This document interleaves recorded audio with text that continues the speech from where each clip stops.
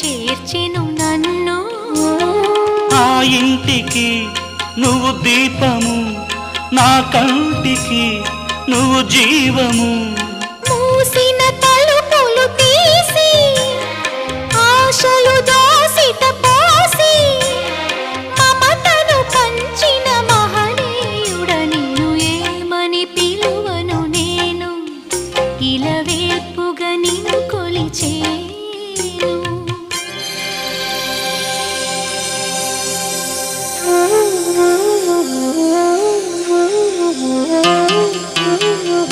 Oh